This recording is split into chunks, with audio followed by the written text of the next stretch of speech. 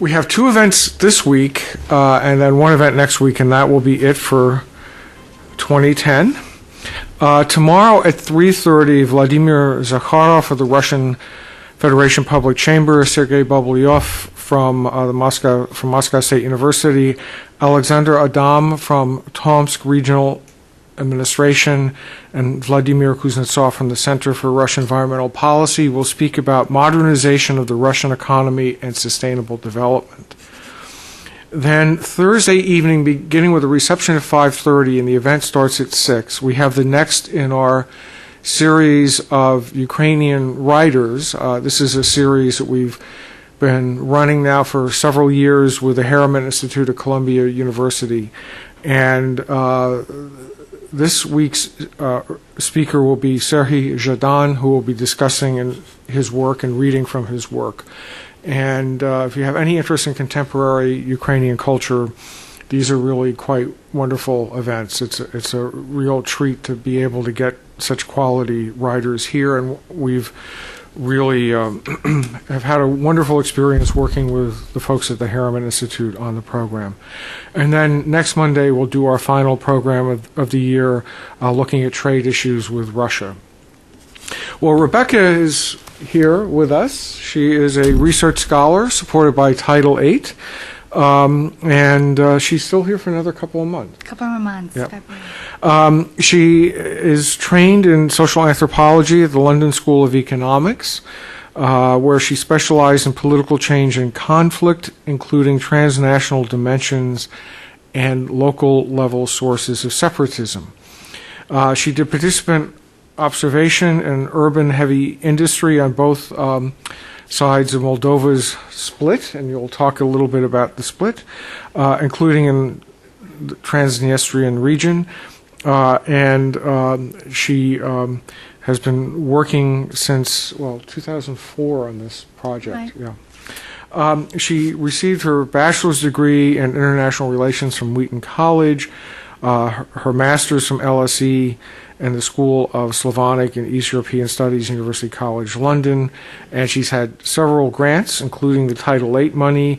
She's a former British Marshall Scholar to the United Kingdom, and she worked under a State Department IREX Title VIII program as the Embassy Policy Specialist at the U.S. Embassy in Moldova. And with that, the floor is yours. Thank you, Blair. To start, I want to thank very much the Kennan Institute's Title VIII program. This period here has given me invaluable time to think and write, including to publish what I think has been a timely co-authored piece on Transnistria. So I won't go into loads of detail about Transnistria today, but some of my developing thinking is in this article. So if you want to see me afterwards, I can find you a copy because I don't think it's out yet in libraries. Well, to start, the Republic of Moldova is a newly independent, multi-ethnic country divided by 18 years of unresolved separatist conflict with its breakaway region of Transnistria. That was back in 91-92.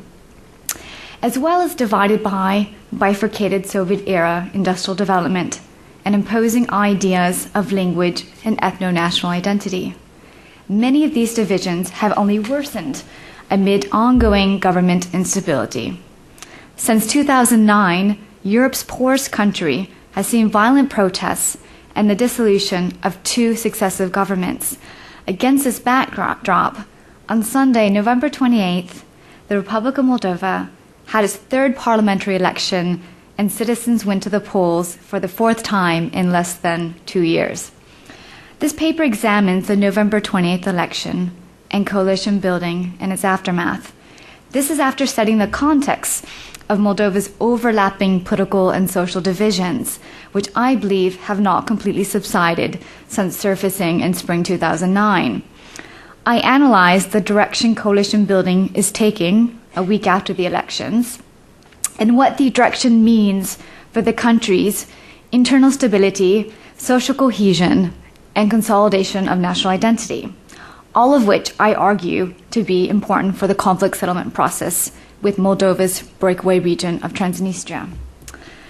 My underlying interest in discussing these themes is the conceptual interplay between citizen and elite interests and the relationship between political change and representation, with some geopolitical consideration. And geopolitics will be left more for Q&A if you have questions.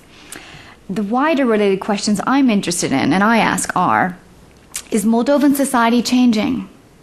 What do sustainable coalition governments look like in a polarized society?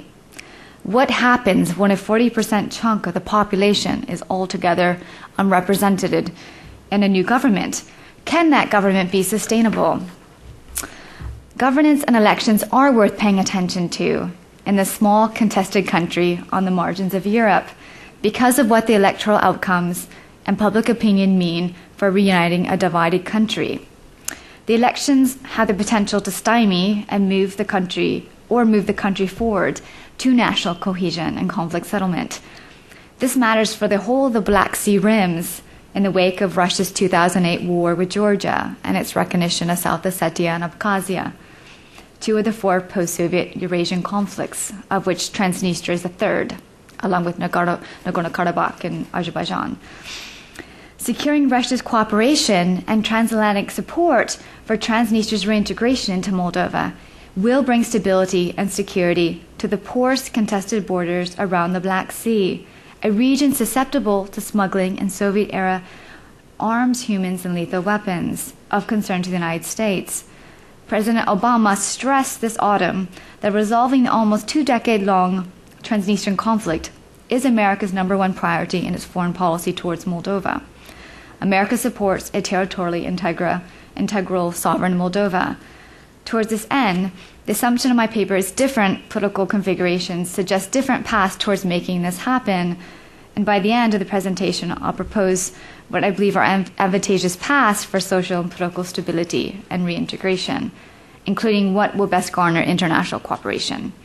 And on a methodological note, my research is based on 2 periods of field research in Moldova, back in 2004 to 6 and spring 2009. And back in the first period, I lived for a year and a half in Transnistria, although I'm not talking as much. And this was my field site as an anthropologist. It was Razina Brivnica. The second round of research in spring 2009 was specifically about Moldovan politics and conflict. And so it does form the basis of today's presentation. And along with anthropological participant observation with political parties, I've also done elite interviewing with most of Moldova's major leaders. And on the bottom, those are actually Transnistrian political parties, but I'm not going to talk about Transnistrian politics today. But if you want to ask me in the Q&A, I'm happy to answer. And all my research goes towards my wider project of understanding Moldova's breaking and hopefully its potential remaking. And so now let us turn to the factors behind Moldova's divisions as I see them. Well, of course, we have a territorial division. Leaders in Moldova's eastern industrialized advanced region of Transnistria fought a short war with Russian military backing amid their push for independence from Moldova during the early 1990s. What is important to know about the Transnistrian conflict is that despite a 1992 ceasefire, the conflict has remained frozen between active hostility on one hand and formal settlement on the other hand for the better part of 2 decades. Territorially, this has left the country de facto split in two. Attempts to reach a settlement with the conflicting parties in the official 5+2 negotiating format have been officially stalled since 2006. And other country key facts, which are important. Moldova's territory, it's just 1/3 the size of Portugal, and it's been fought over culturally and militarily and much for the past century. It has exchanged hands between Russia, the Soviet Union, and Romania 5 times in the last century before becoming independent in 1991. This history has made Moldova the multi-ethnic and multilingual country it is today. It's also part of the reason for Moldova's lack of consolidated national identity, even 2 decades after independence. Citizens of the ethnic majority are split between those who feel Romanian or Moldovan or a mix of the two. The Moldovan category, very interestingly, has a civic and/or ethnic connotation depending on a person's social structural position in society, my research shows. And I can explain more what that means in Q&A. Why is this variation important, though? And how do politics and elections relate to identity? Well, to answer, Moldova's divided sense of ethno-national self-identification is very much mirrored in their political party preferences. And I'm not the only one to argue this. There's some others who are Moldovans who've written on this. Those Moldovans who self-identify as being Romanian disposed, and note this is not meaning unionists. These are not persons necessarily advocating union with Romania. It's just a disposition. Those persons tend to vote for center-right parties like the Liberal Party or the Liberal Democratic Party, whereas those self-identifying as Moldovan tend to vote for the Party of Communists, while those in the middle, somewhere, for the Democratic Party, or the Our Moldova Alliance part. Politics and identity do very much go hand in hand, in other words. And never has this become clearer than during Moldova's past 3 elections and ongoing political crisis, which began with the April 2009 contested election. Now, I will not go into details of Moldova's past 2 parliamentary elections. I put some details sort of here. Oh, this is also related to my argument about the importance of connecting and understanding unconsolidated national identity and how does that relate to conflict. But you can come to, if you want more information, come to me later. And so a bit of background on Moldovan politics. I'll just leave this here. And so the important thing to know, though, is I'm going to go jump to the July 29th, 2009 election, which brought to power the 4-party coalition known as the Alliance for European Integration, or the Alliance, as I will call it henceforth in this talk. And like the communists, the alliance could not get enough votes to elect a president, and neither could it change the constitution to allow for a popular vote of the president. And so snap elections had been called for November 28th, which was this past week. I'm going to go through some of these. Many of you in this audience probably are aware of that. There was a big political crisis, and it turned violent, and my apartment overlooked everything, and I myself went down and talked with people and mingled. So this is a backdrop, though. I'm not going to talk about that, but please ask me questions if you have them. So to go to our recent elections, and before going to details of the November 28th election, let us just discuss a minute the societal divisions that have surfaced over the course of the political crisis in Moldova. I believe the 2009 elections exacerbated social division. Having done fieldwork during the political crisis, my findings reveal that the Moldovan political crisis aroused what I see to be a clash of 2 fears. There was the Party of Communists' fear of a loss of Moldovan sovereignty and self-control.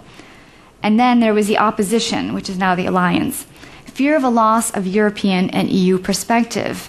And there were anxieties felt to be real by average people to pull them out into the streets on the alliance side.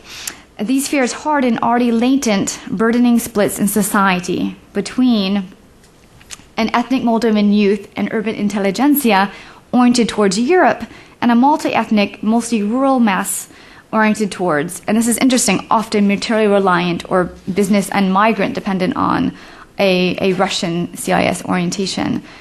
And social political crisis caused a sort of bipolar division between those oriented towards Romania and Europe, and those, and I think this is important, domestically inward-looking as well as Russia-oriented. So it's not just being Russia-oriented as well, because there are many communists who can be quite anti-Russian as well, or critical of Russia. So it's very much about a domestic inward-looking kind of nativism, as we call it in anthropology.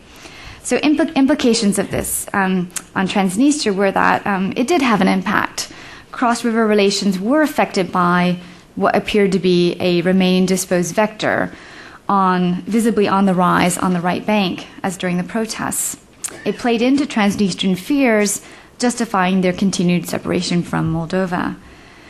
Now, the significance of the divisions for today is that I'm afraid they have not entirely gone away on the right bank.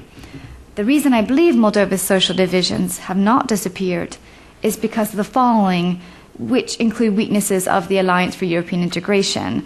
And to be honest, if you follow policy in Moldova, we haven't heard a lot of critique of the alliance. So it's my attempt to just share some ways it can rethink itself. So firstly, parties, namely the Liberal Party, have used their position within the ruling alliance to, as I see it, to promote their own brand of identity politics via educational proposals or state decrees. And this has been over the past year. And I believe it's only further alienated a significant chunk of Moldovan society, about 30 to 40% of citizens. And this 30 to 40% do not vote for parties of the alliance because the alliance is seen not to represent them. Relatedly, acting President Mihai Gimbu from the Liberal Party frequently makes incendiary comments against Russia, unhelpful to interethnic harmony with Russian speakers in his own country. His party's public expressions of what I call Romanianness only ignite the opposite, Moldovanism and a Russian disposition. In this way, social divisions keep getting reproduced. Moreover, it is not that the alliance, I quote, is not getting the message to the people, unquote, but rather their message does not resonate with the people. For the challenge of a modernizing government, like that of the alliance, is to balance doing structural reforms demanded by the EU, IMF, World Bank, which we all know are rarely welcomed by people with job loss and factory closures, price increases, which must also come alongside meeting the social needs of citizens.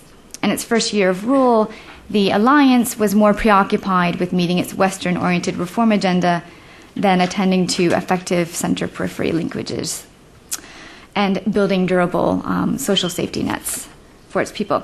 And also telling of division was a recent poll that came out in November of this year, which showed that 2/3 of respondents think the country is going in the wrong direction, and really clearly evidencing these societal splits, almost in half down the middle, is that 52% have declared it was better in the time of President Voronin, although 44% believe the return of the communists would impoverish the country. So you have 52 and 44, it's a pretty big split. Most interestingly, 48% think Moldova needs to be closer to Russia, 49% the West. 47% prefer that the country becomes a member of the EU, and 46% to remain in the CIS. So according to this, and I say this because it did substantiate almost clear to what I found in my ethnographic findings in the context of a factory in a provincial area of Moldova. All in all, I believe Moldova's social divisions keep getting reproduced and are increasingly being associated with competing identity politics and two major political factions. So this is called, this part, the face-off of factions, the communists versus the Alliance for European Integration, and what do they stand for? And this part, my contribution to this part is focusing not on one faction being democratic and the other not. It's a label which, to be honest, what I find in policy op-eds to be more ideological than really based on an academic definition of what democracy is. But so I focus in this and looking at development mentalities of these two factions. The major political face-off, including in this recent November 28th election, is between the veteran party of communists and the four resolutely pro-European parties of this past year's new governing Alliance for European Integration. Opinion polls show the country split about 40 to 60% in support of either faction, 40 for the communists, 60 for the alliance, suggesting neither has the overwhelming support of its citizens. And I would define overwhelming support to be 70% or higher. Now, the communists, they champion, as I see it, they put forth a state-controlled model of development for the country and are wary of outside foreign forces operating on their territory. That's from foreign direct investment to missionaries to NGOs. My ethnography, I've had a lot of experience with this. The party feels comfortable in a Russian-speaking sphere and upholds a local Moldovan ethno-linguistic identification. During its 8 years of rule, the communists practiced an unstable, unpredictable yo-yo foreign policy between the EU and Russia's Commonwealth of Independent States. It had poor, sometimes outright hostile relations with neighboring Romania. The alliance, on the other hand, sees Moldovans intimately linked to next-door Romania in language and nationality, even as it maintains Moldova's sovereignty. The alliance considers EU member Romania important for realizing its own vision of Moldova becoming a more transparent, free market European country with an even-handed rule of law, respecting human rights. Now, Moldova's path to Europe and conflict resolution. This is my argument. So of these two views, between the alliance and the communists, the general consensus among foreign independent experts and high-level Moldovan officials civil society, and half of average citizens in Moldova, is integration into Europe is the single most important way for Moldova to move forward. The European choice for Moldova is considered crucial to transforming Europe's poorest country into a prosperous, stable state in an unstable region. Moreover, hope for EU ascension, even if far off, is probably the single most important way to make underdeveloped Moldova attractive to its industrially advanced breakaway region of Transnistria, thus encouraging reintegration. Now let us examine the results of Sunday's elections. And some of you in this room, or many, may already have heard those results. So, and sometimes things have changed quickly. So I realized I gave a presentation, a version of this last week, and I think I had a figure wrong, but I have it right now. So the Party of Communists were in the lead, winning the plurality of votes. It garnered 39% of votes and 42 seats in Parliament. This is followed by a strong showing by the still relatively young party, which even I was a bit surprised by how well it did, winning 29% of the vote and 32 seats. My presentation last week, I think I'd said 31 by accident, but it's 32. And in third place is the Democratic Party, winning 13% of the vote and 15 seats in Parliament. And in fourth is the Liberal Party of Acting President Mahai Gumpu, winning 10% of the vote and 12 seats in Parliament. Now, in review, none of the successful four parties, and only four parties made it into Parliament, none of them, including the number one vote winner of the Communists, received enough mandates to form government and elect a president by itself. Another coalition government must be formed. This alliance, in whatever form it comes, must be able to attract bipartisan votes to end almost 2 years of repeated failures of Parliament to elect a president. Otherwise, instability will continue to the detriment of the country's international image and agreements. Coalition options. Now, according to the Moldovan Constitution, the first meeting of Parliament must be held 30 days after elections. This is by December 28th. And so far, things are uncertain in the week following the elections. Several paths could be taken. Number one, we could see a reincarnation of the Alliance for European Integration. If a version of the alliance was to come together again with three of its four former parties, the fourth party did not make it into Parliament, Amene, it still would only have 59 mandates, 2 seats short of the 69 mandates needed to elect a president. Two, on the other hand, if a parliament were to form around the largest vote-winning party, the Communists, with the party's sizable 42 mandates, the Communists have the difficult task of persuading one or two parties of the former alliance to come into its fold in order to pass the 61 mandate threshold to elect the head of state. Some of you might be aware of the history of why it's contentious going into a coalition with the Communists that can ruin your party. The Liberal Democratic Party would give the Communists sufficient votes, but the Liberal Democratic chairman, current Prime Minister Vlad Filat, has refused to go into coalition with the Communists in a statement made last Monday. And interestingly, before last week's WikiLeaks cable on Lupu, some of you may have heard there's been some WikiLeaks cable leaks even in Moldova. And I would note this WikiLeaks, this cable leak actually it was a game changer in this whole coalition building, it seems to me. And so before, the Communists said they preferred a Democratic Party anyways, and even if the Democratic Party of Marian Lupu, even if this has now changed, after WikiLeaks, the Communists said no, they're not interested in Lupu's party. However, anyways, the Democrats, 15 mandates added to the Democrats still would make them 2 seats short to elect a president. And despite the Democrats' overture this is the Democratic Party, their overture towards the Communists during the election campaign, its leadership, like the Liberal Democrats, is wary of going into coalition with the Communists, so my sources in the party say. The Communists have refused to rule with the Liberal Party.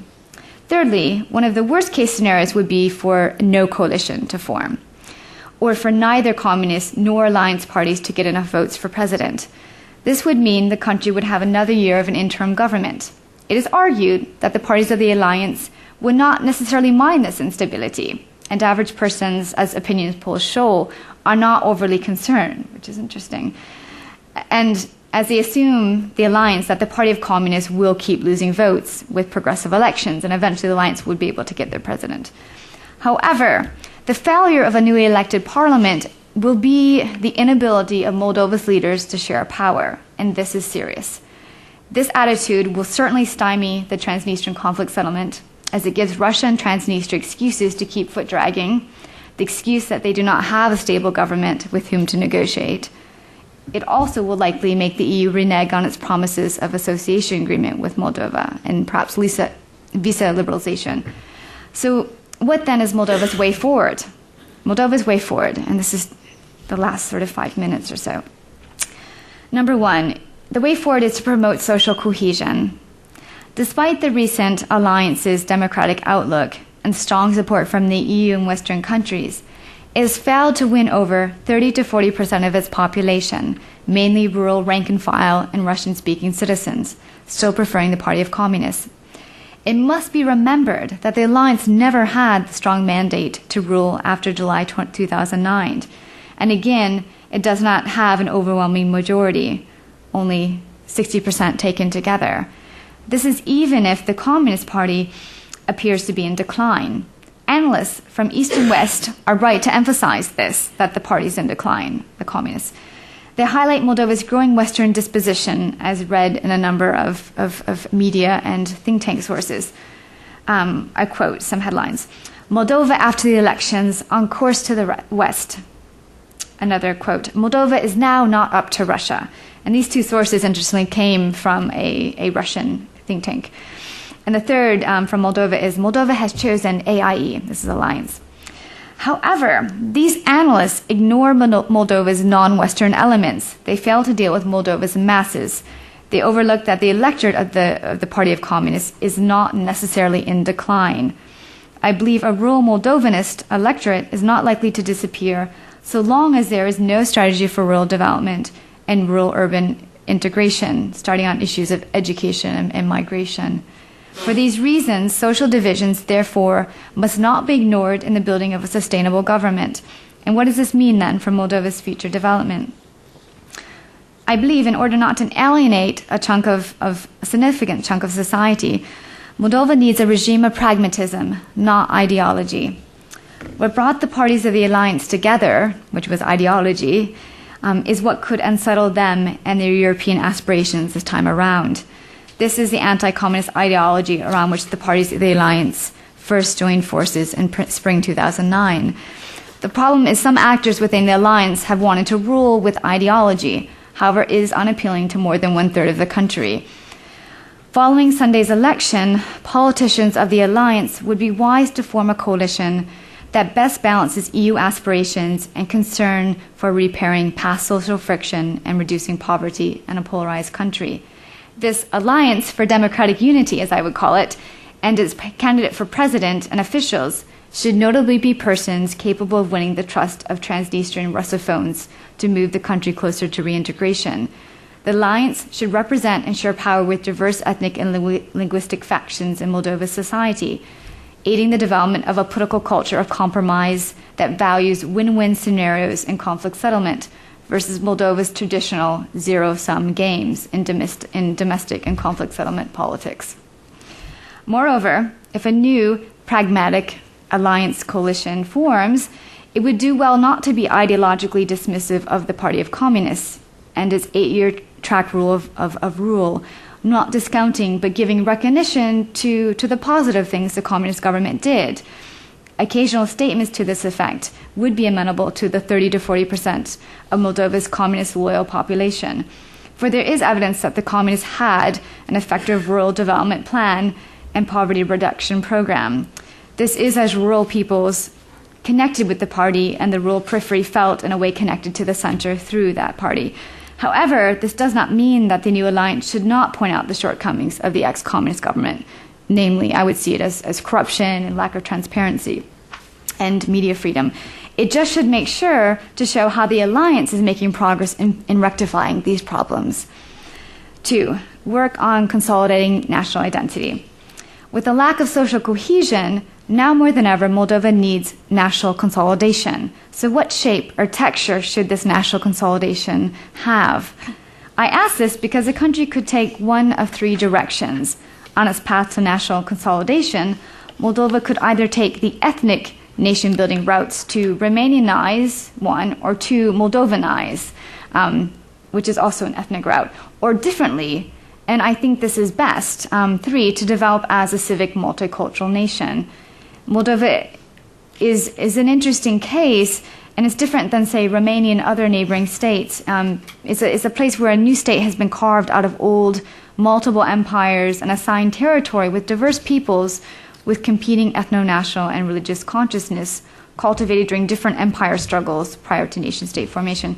And I won't go into detail, but academically I've written quite a bit about that. Like Moldova is a particular case. It's very, and that needs to be bared in mind when we think about nation building. It's not like other East European countries.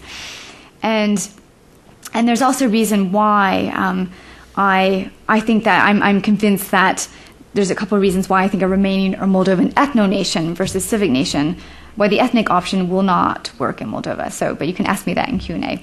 But I do think a positive step in this direction is the parties of the alliance in a way are representative of Moldova's diversity, with the Liberal Party attracting the Romanian disposed, the Liberal Democrats, sort of the European pragmatists, a bit of the Romanian disposed, and the Democrats, a bit more of the Russophones and mixed ethnic persons and rural Moldovan dialect speakers. But more research needs to be done on their electorate, which would be interesting.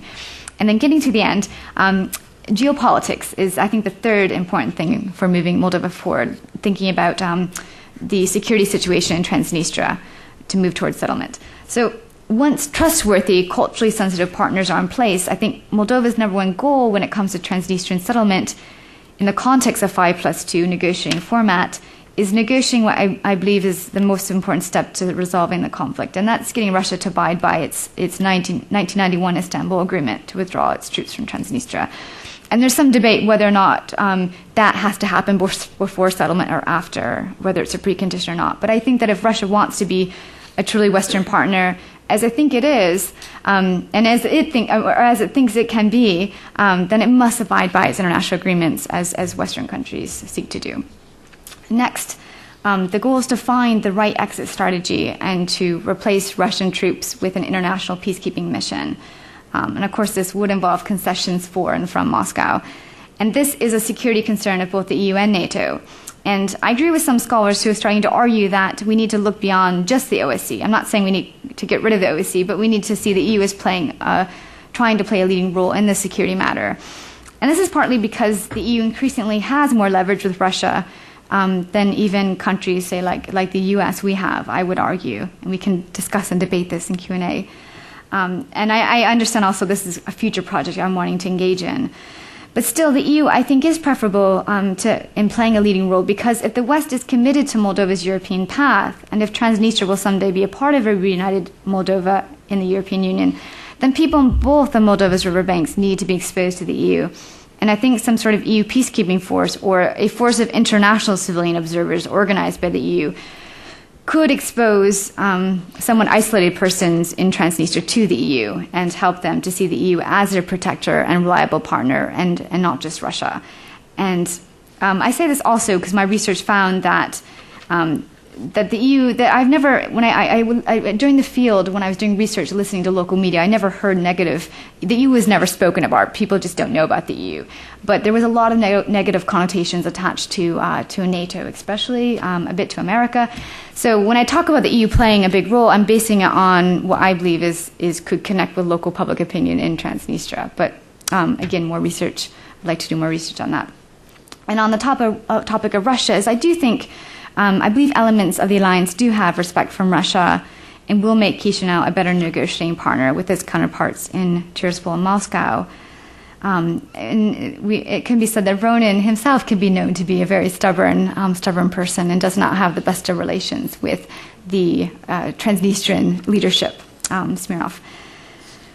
And there was some talk that if the communists came to power, a communist alliance, that there could be this reneging on some of the positive steps that Falat and the alliance had notably made with something called a football pact, with and making progress on technical issues with Transnistria. So international cooperation, to get to the end, is also, I think, when it comes to, hands down, I think the alliance would be really good, is best for working with the EU. But with Russia, and I think this is interesting, is I think despite the discourse of local Moldovan media on Russia, parties of the ex-alliance appear to have some support of some Russian analysts in Russia, reviewing some of the work of different think tanks. And it does appear to be that an increasing number of Russian analysts are acceding that maybe Moldova is beyond Moscow's magnetism and will remain so in the future. Moldova's place is in the EU, and perhaps Russia is open to letting this be. I mean, that's, of course, not without trade-offs between the EU and Moldova, but it's something just to think about and to read widely when it comes to sources on this.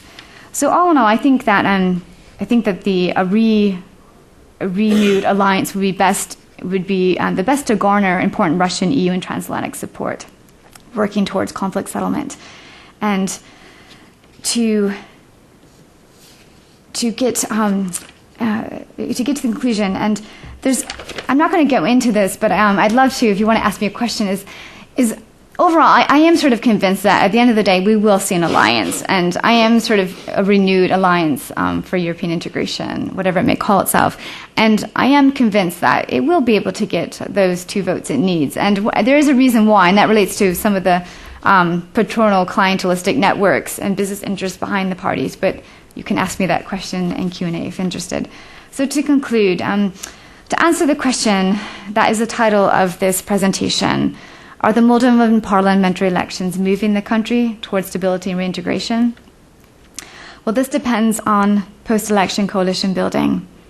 Political stability is needed to consolidate the country's identity, European development, and territory. The shape of Moldova's next coalition government will direct the pace of Moldova's march towards the European Union and territorial and social reintegration. This matters for the whole of the Black Sea Basin, as well as for a changing European security architecture, as I predict there will be. The November 28th election and its impact on the Moldovan Transnistrian settlement process is a priority not only for U.S.-Moldovan relations, but also a priority for the entire turbulent Black Sea rims and American, European Union, and Russian cooperation in the region in the wake of the Georgia conflict in 2008. Securing Russian and transatlantic cooperation on Transnistria's reintegration into Moldova, successfully settling one of the 4 post-Soviet Eurasian conflicts, can help overturn the past and bring out something positive. Moldova could, within the coming years, become a positive example of the opposite of Georgia. And to mention Russia towards the end, Russia, I believe, has been showing real signs of working towards settling this conflict in cooperation with the European Union. I believe the question is not whether Russia wants to resolve this conflict, but when and under what conditions and in what sort of harmony with local public opinion. Securing Russia's cooperation and transatlantic support for Transnistria's reintegration into Moldova will bring stability and security to the Black Sea region. And America's main security concern when it comes to Transnistria, as I see it, is to stabilize the eastern borderlands of NATO, and it also involves concern for obligations in the Treaty on Conventional Armed Forces. And this is, as America, we as a country also find a way to partner with Europe, and seeing Europe as taking some sort of leading role, having some kind of frontline role, as I believe the EU wants in this process of conflict settlement. But again, this is something I'm wanting to do in a future project in the coming year. So I'm open to discussion on what is the EU and what is Americans' role with Russia and other countries, Ukraine, in dealing with this conflict. And I think the political configuration in Moldova that can best assist America and EU security concerns on the Black Sea rims, as well as in cooperation with Russia, is a reincarnation of the Alliance for European Reintegration. America's role now, in partnership with EU member states, is to encourage cooperation and power sharing among the parties of the alliance, while helping to keep them accountable to their international commitments and populace. Thank you. Thank you. We have about 20 minutes. We can open it right up for questions. Let me see if there are questions on the floor in the very last row.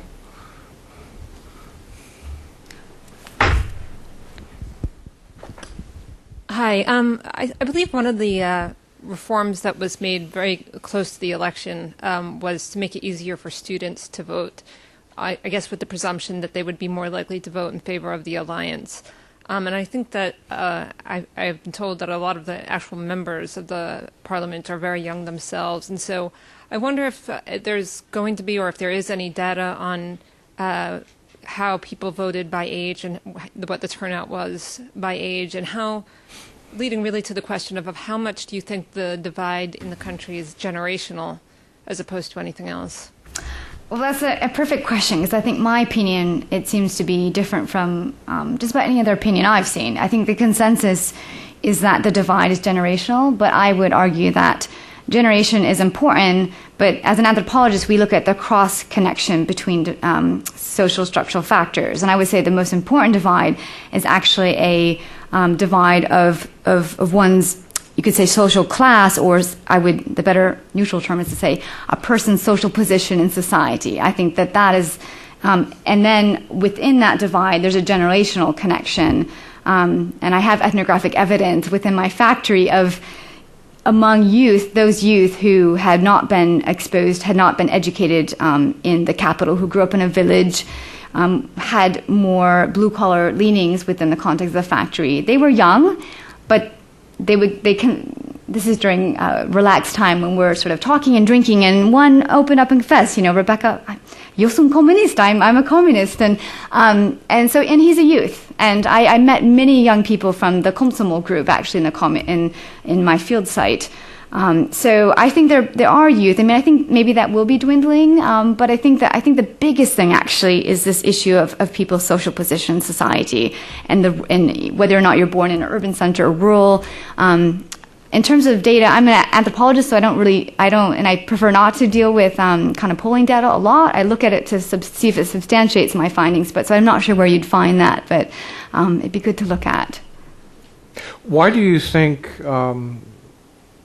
you indicated that you have a slightly different view from what let's just call it conventional wisdom is. Why do you think the conventional wisdom is so oriented towards identifying youth as a major factor of change?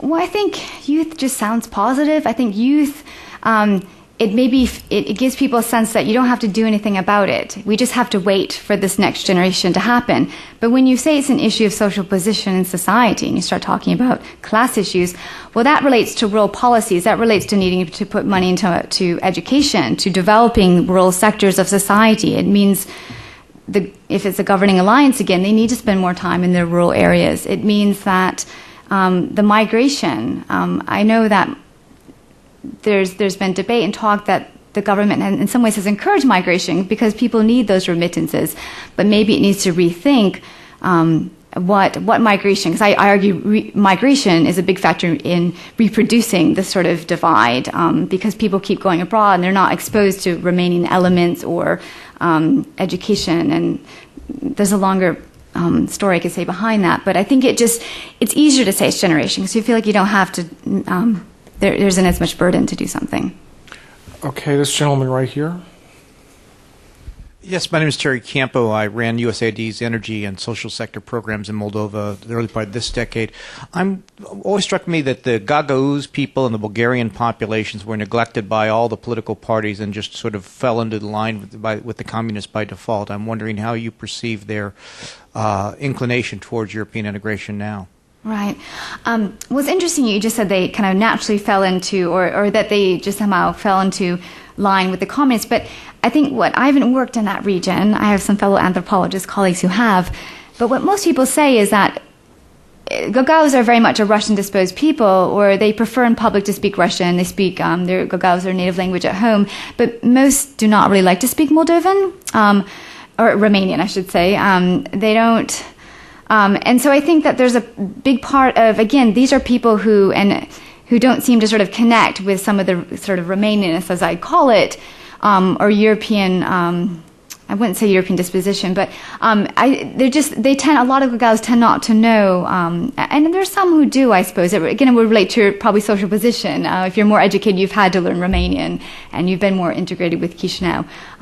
But I just think it's more of a matter of, and I think that more work needs to be done to better integrate. There's still a lot of complaints that, despite their autonomous status, there's still a lot of working out that needs to be done in their status vis-a-vis the central government. And Transnistrians often look at it and say, look, they're dissatisfied with their status. So, why do we want to take autonomous status? So I think maybe the alliance, it needs to think of a strategy towards Gagauzia more in the future. Okay, right down here. Thank you, Rebecca, for a very interesting presentation. I don't have any questions, but I do have a small comment.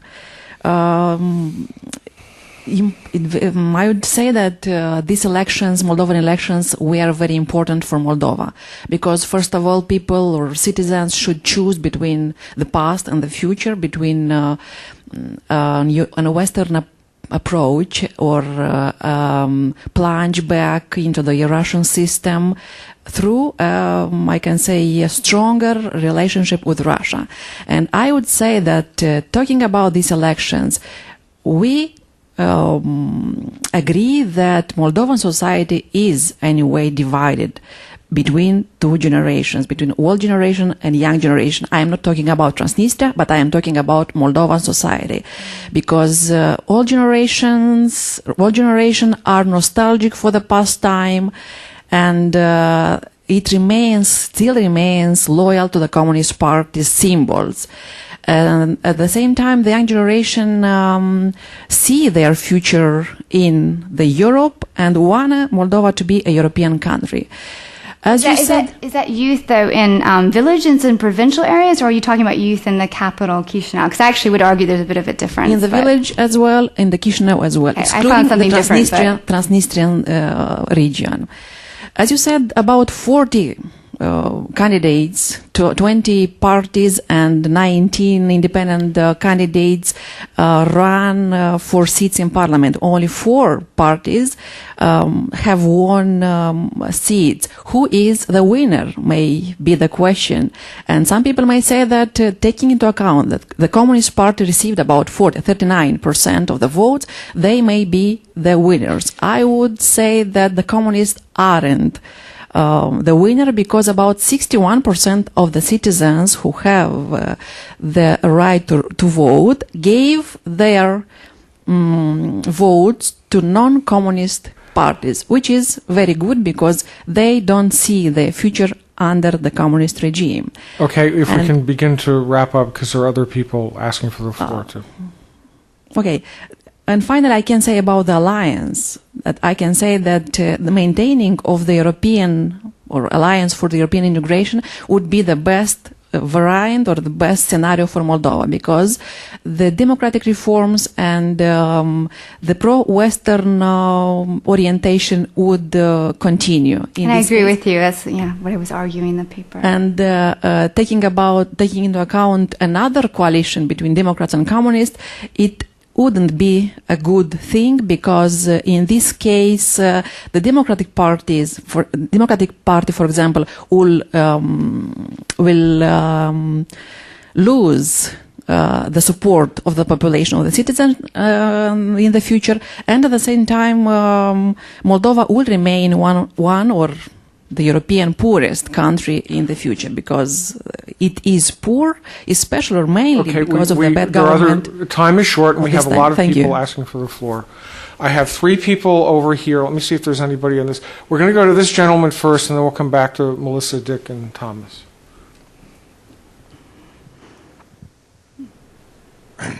One time I knew a lot about Moldova, most of which I've forgotten. And that was in the 90s. And I'm very intrigued by your comment that rural Moldova, villagers, in the majority, probably ethnic Moldovans or Romanians, have a preference for the Communist Party, in part because of the Communist Party's agricultural policies. And so where does agriculture stand now? When I knew a lot about Moldova, there was an attempt to privatize, to give the peasants more land. Naturally, this was resisted by the people running the kolkhozes, the people who controlled the tractors. Did the communists offer them something? Are these cooperatives now? Could you elucidate that a bit? Right. Before you answer, let's get Melissa on the table too, so we can squeeze some more people in. I wanted to also ask about this urban-rural split and your comment that you need a pragmatic rather than ideological government, because it seems to me that the economics make it really hard. They reinforce that split. The more you lean towards EU integration, the more that social safety net gets eroded or undermined, at least in popular perception. And yet it seems like the rural people, unless they see that there's a social safety net for them, are not going to be won over by education or anything else to the sort of grand dream of European unification. Yeah, Okay. that's great. Well, I didn't mention per se about the communist agricultural policy, but mentioning, I just know widely that they had this rural development strategy, but I don't know the details of it. It sounds like you may know more than I do. I do have some of their old campaign material that talks about some of what they've done. And I worked in a provincial city, Razina up north, and Ribnica, and spent some time going to villages, but I probably know more about kind of the former kolkhozes, or they still are called kolkhozes and are sort of linked to the state in Transnistria, but not so much on the right bank. But I think what I say is I think the communists did effectively is that they really were able to pick out villages that needed, in Romanian it's canalizare, I always forget how to translate in English, but like water, getting water piping, getting water into the villages. And they were always good about targeting places, and then when the project would open, they would go there, and they would send an MP, a deputy from Parliament, and they were very wise in some ways about making a public presence, and people feeling connected then to this big person who sits in the Parliament. And that's something that I just would encourage. I support this comment in the front that yes, I think that the alliance is the best way to move forward, but that the alliance needs to think needs to strategize and think of some of what the communists did. Not all of it was bad, but and there were things that definitely need to be improved. But I should look into this and how it has perhaps affected different social relations. I do know the communists did take over ownership of a lot of factories are owned by their cronies and friends, and maybe that's something that the way that they built alliances too. If you were in the party and your father so and so, you get to be in charge of this factory. So there's that politics as well, which is an issue for moving forward with privatization. But the comment made by Melissa in the back, that's actually academically, it's easy for me to this is more of a policy paper, but me as an anthropologist, as more of a social scientist, it's hard because I do agree. I think economics make it difficult to get beyond ideology, and I think this is why something I want to say is there have been some op-eds arguing that it's Russia it's only Russia that's really fighting to have a presence. The EU, it doesn't have to fight. Everyone just wants the EU, and so I think there's this assumption among the spin of the alliance or among people that people just want the European Union. But I have to say, there are rural areas where people, it's not that they dislike it, they would like to be a part of it, they think it's not going to be a reality in the next 5 years or so. If they want it, it's because they want to migrate and get to Italy versus Russia. They want it for pragmatic reasons. And also, there isn't a lot of, I think the EU could do more in an information campaign. I think a lot of rural people don't know a lot about the EU, to be honest. They could think about integrating that into education. And so I actually think if they don't balance social safety nets with some of the, say if there's, with free trade with the EU, that is going to raise prices. And I know from Romania's experience, that makes people then really critical of the EU. So somehow to balance that, you need to think about some kind of strategy of a social safety net, or people are just going to just keep migrating. And again, you're just going to reproduce this rural Moldovanist sort of electorate, and then that can give reason to vote for the communists. So again, it could all backfire on itself if people are not thoughtful about really accepting that the rural people are just not, they're a bit Eurosceptic. Okay. We're about out of time. We have Thomas and Dick Rowson. Is there anybody else who has a question? Okay, Thomas and Dick, and then you get the last word, Rebecca. My name's Thomas Grindley. You may have covered some of this already. I understood you to say that Moldova is on the fence regarding the European Union. However, what is the European Union's attitude towards Moldova and Transnistria? I haven't heard very much coming out of the European Union on this. Mm-hmm. Dick? My question concerns a regional approach. there has been some talk on the part of the people who were in the Visegrad group, Poland, Czech Republic, Slovakia, and Hungary, to apply some of the experiences that group had in making this transition to the European Union and to democracy, to an area, the so-called Guam group of Georgia, Ukraine, Moldova, and Azerbaijan. Do you see any value in that process? Okay, so the first question on not having heard a lot about what the EU is doing on Moldova. Well, I guess because we're here in the U.S., so you don't hear a lot about the EU here. But as I follow it, there's a lot of movement and a lot of talk, and there can be pros and cons. I mean, the EU, I think I'm not sure the right word to use for it, but the EU is very keen to make a success story out of Moldova. Let's just say that. And so I think there's been in the past, especially the past year or so, a lot of activity in U.S. policy, and this, I believe, is linked to the reset. And I know this. I knew the EU negotiators who were working with on the political crises and of the last few elections that we stood back a bit. I mean, I think America, often we try to have a central role, but we actually let the EU take over and do a lot of the negotiation and going between the different parties. So the EU is incredibly active. It's just, I think the problem with the EU is it's not a nation state, and there's a lot of friction within the EU, and Germany drives a lot of policy towards Russia and how that affects what you do in within Moldova. So I think when I said Moldova's on the fence with the EU, I think those are its people. I think Moldova, the government, any government knows, even the communist government was moving towards the EU. Maybe in a different way, maybe not with full transparency, but it knows that it has to move to some extent. But I think the coalition has made the most moves, the most practical steps, and people know that. It's the more the population, and this is what as an anthropologist, I'm trying to argue, is about the masses that just often get overlooked in all these op-eds and around, DC, all the think tank events on Moldova is not really thinking about the masses, and I'm saying that does have big implications for even for the EU. As if the EU, if I argue there is a Eurosceptic portion of society, well, the EU does not recognize that, and it's moved to have more of a role. Well, that could backfire even in internal domestic politics eventually down the road, I would argue.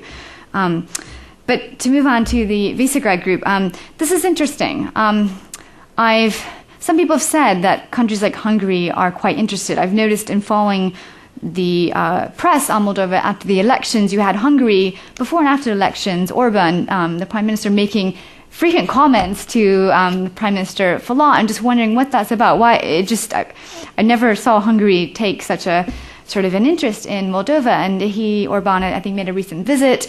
So feeling like is Hungary and up to something. And you're saying that actually there is this group of countries who actually are interested.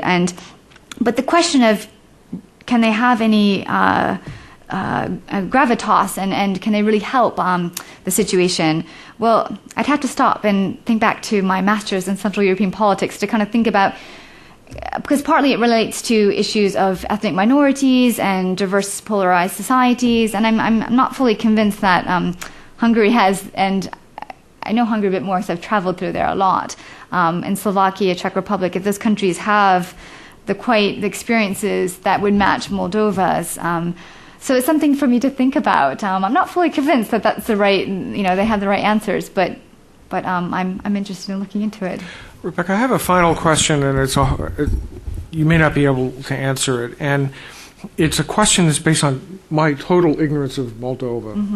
Mm-hmm. So I make no claim to have this based on anything except just listening to this conversation, listening to you several times, kind of stepping back and saying that there's this conventional wisdom here, that there's a kind of inevitability about the drive to the West.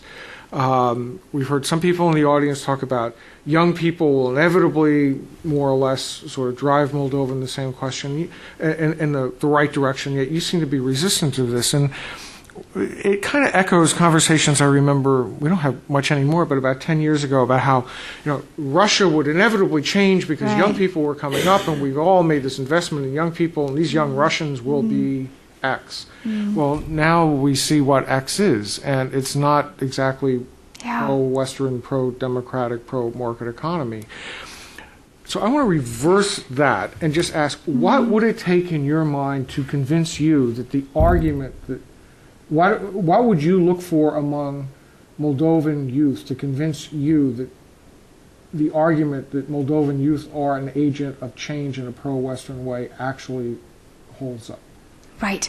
I think the first thing I'd say right away, and this has been, I think, one of the best questions I've ever had in Moldova, is I would like to see Moldovans in the villages. These are Moldovans who do not move to the young Moldovans who do not move to Chisinau. They finish. They don't go on and do the university track education. They do not go to Chisinau, the capital for education.